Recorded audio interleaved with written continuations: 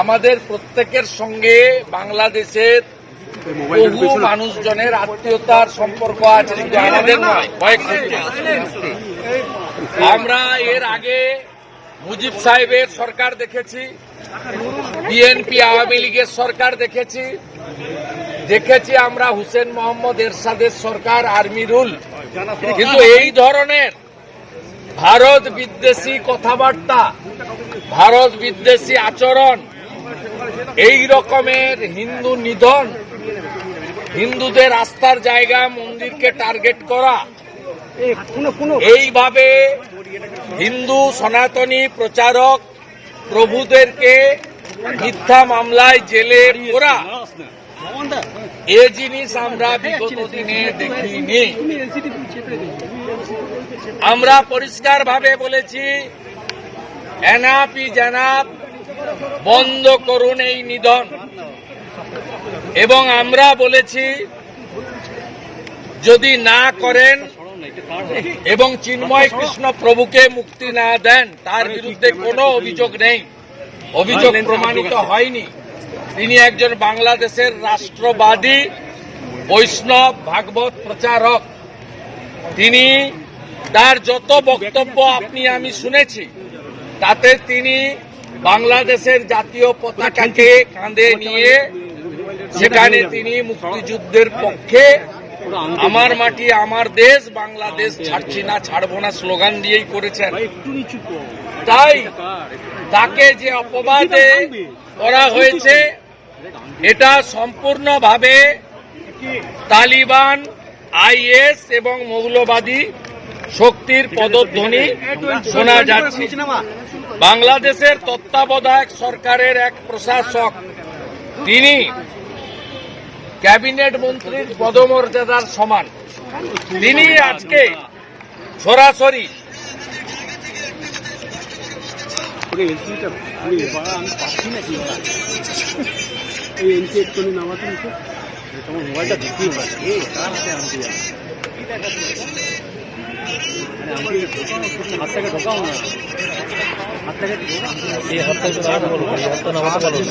বিক্রম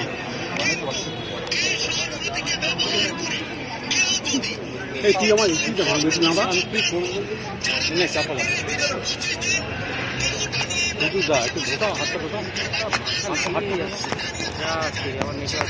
দেখুন, একজন দেশের প্রশাসক তার দেশে কি হবে আমাদের জানারও দরকার নেই।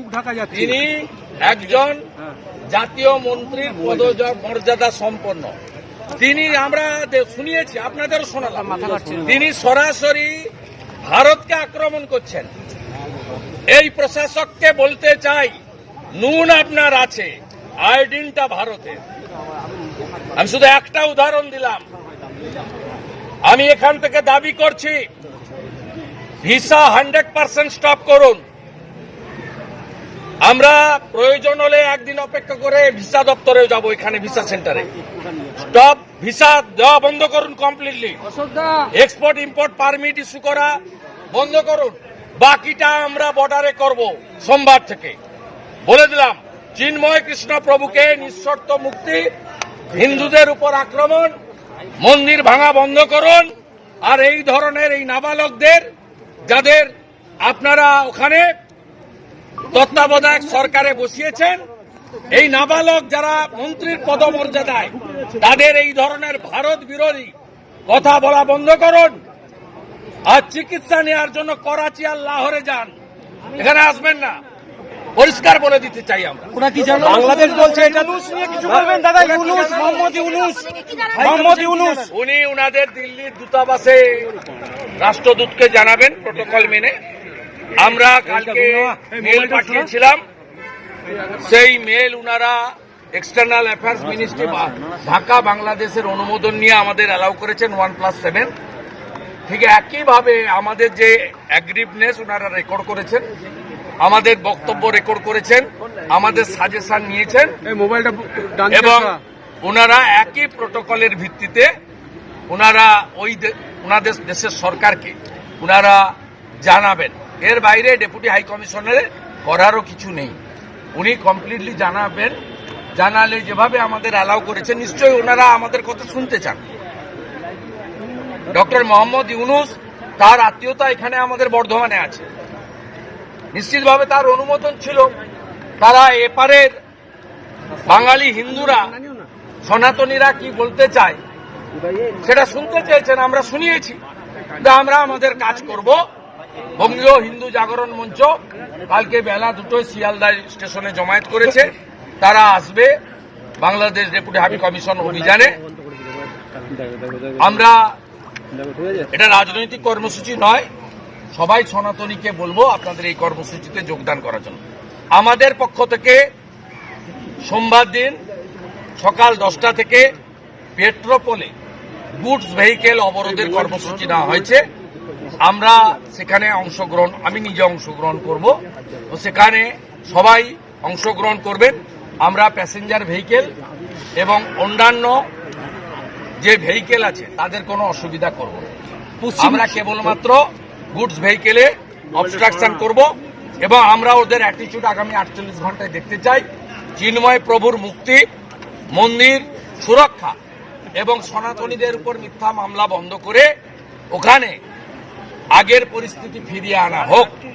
প্রয়োজন হলে 16 তারিখে বিজয় দিবস, যেদিন পাকিস্তানের আর্মি কমান্ডার নিজামী আত্মসমর্পণ করেছিলেন ভারতীয় আর্মির কাছে, ওই দিন কলকাতাতে মহাসমাবেশ আমরা ডাকার উদ্যোগ গ্রহণ করছি। সরকারের নিষ্ক্রিয়তা নিয়ে কিছু বলবেন? রাজ্যের সরকারের নিষ্ক্রিয়তা, রাজ্যের সরকারের নিষ্ক্রিয়তা। পশ্চিমবঙ্গ সরকার এখানে 6টা ব্যারিকেড লাগিয়েছে বিজেপির 8টা এমএলএ কে আটকানোর জন্য। 6টা ব্যারিকেড, 1000 পুলিশ, 8 জন আইপিএস। ডক্টর ইউনূস যাদের উপর ভর করে এসব করছেন তারা যা, আর মমতা ব্যানার্জি এখানে যাদেরকে লালিত পালিত করে রেখেছেন তারা একই।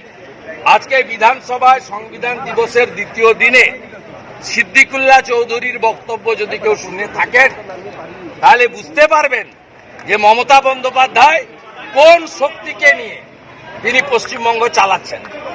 এই শক্তি কখনো সনাতনীদের উপর আক্রমণ, হিন্দুদের উপর আক্রমণ, নমশূদ্র মতুয়া রাজবংশীদের, জনজাতিদের উপর আক্রমণ প্রোটেকশন দেবে না। প্রোটেকশন যদি কেউ দিতে পারেন তিনি হিন্দু হৃদয় সম্রাট নরেন্দ্র দামোদর দাস মোদী দিতে পারেন।